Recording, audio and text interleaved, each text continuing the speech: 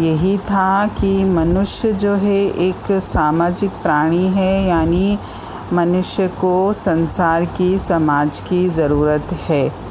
वो चाहता है कि मेरा परिवार हो, मेरे मित्र हों, मेरे रिश्तेदार हों, इस सब की संगति हो, मतलब मैं अकेला नहीं रह सकता। और ये राइट भी है कि हर मनुष्य को कोई ना कोई संसार में साथ ही चाहिए। लेकिन अगर हम आध्यात्म की दृष्टि से देखें तो इस संसार में कोई किसी का साथी नहीं है।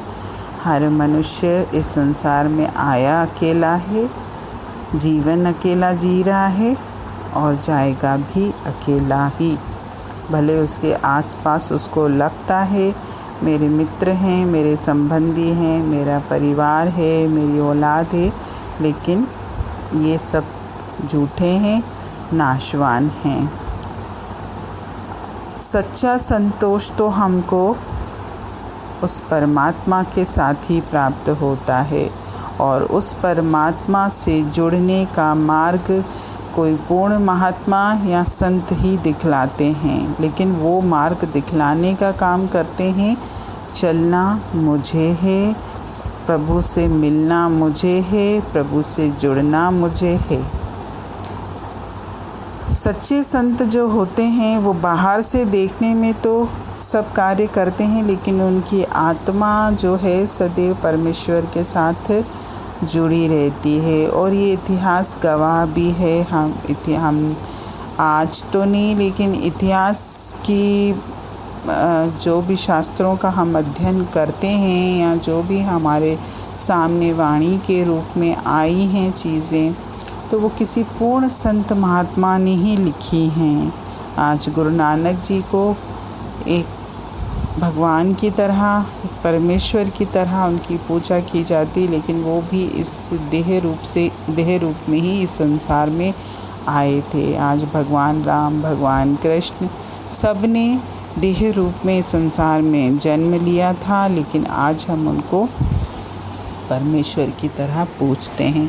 क्यों? क्योंकि उन्होंने गृहस्थी में रहते हुए भी उनकी आत्मा जो थी सदैव परमेश्वर से जुड़ी रहती थी।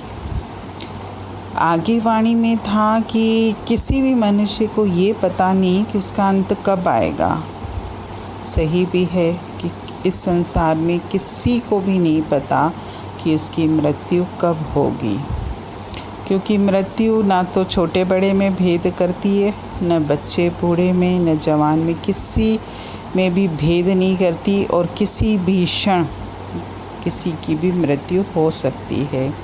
अगर हमको पिछले जन्मों में किए गए अच्छे कर्मों के कारण परमात्मा ने ये मनुष्य शरीर दिया है, तो हमको ये नहीं भूलना है कि ये शरीर हमेशा साथ नहीं रहेगा, इसको नष्ट होना है। इसलिए जितना जल्दी हो सके हमको इस शरीर से अधिक लाभ ले लेना चाहिए, क्योंकि बाद में ये मनुष्य शरीर न जाने कब मुझे मिले।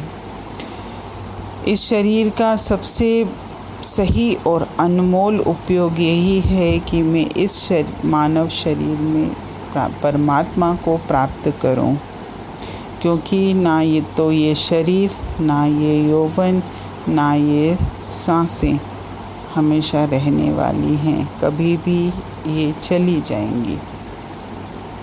इसलिए जो भी समय मेरे पास है मैं उस परम पिता की शरण लेके उससे जुड़ जाऊं, क्योंकि वो परम पिता तो मुझे दिन रात अपनी ओर बुला रहा है।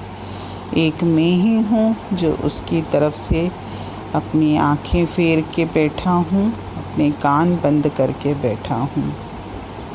हमें अपने आप को ये समझाना है कि इस संसार में सिर्फ परमात्मा ही एक सत्य है, बाकी तो हमारे जीवन में जो कुछ भी है सब झूठा और नाशवान है, और ये मेरे बंधनों का कारण भी है। लेकिन फिर भी हम इस संसार और इसके पदार्थों के मोह से मुक्त नहीं हो पा रहे हैं। हमें हर वक्त अपने आप को ये याद दिलाना है कि सिर्फ परमपिता परमेश्वर ही सच्चे सुख का दाता है। ये संसार मुझे सुख नहीं दे सकता, ये संसार मुझे आनंद शांति नहीं दे सकता। अगर मुझे सच्चा आनंद शांति सुख चाहिए तो मुझे उस परमात्मा की शरण में ही जाना पड़ेगा। न जाने मेरे पास कितना समय है, अब भी मैं चेत जाऊं कि परमात्मा जितना भी मेरे जीवन का समय बचा है मैं तुझको अर्पण हो जाऊं, ताकि मेरा ये मनुष्य जन्म सफल हो जाए। हरि ओम।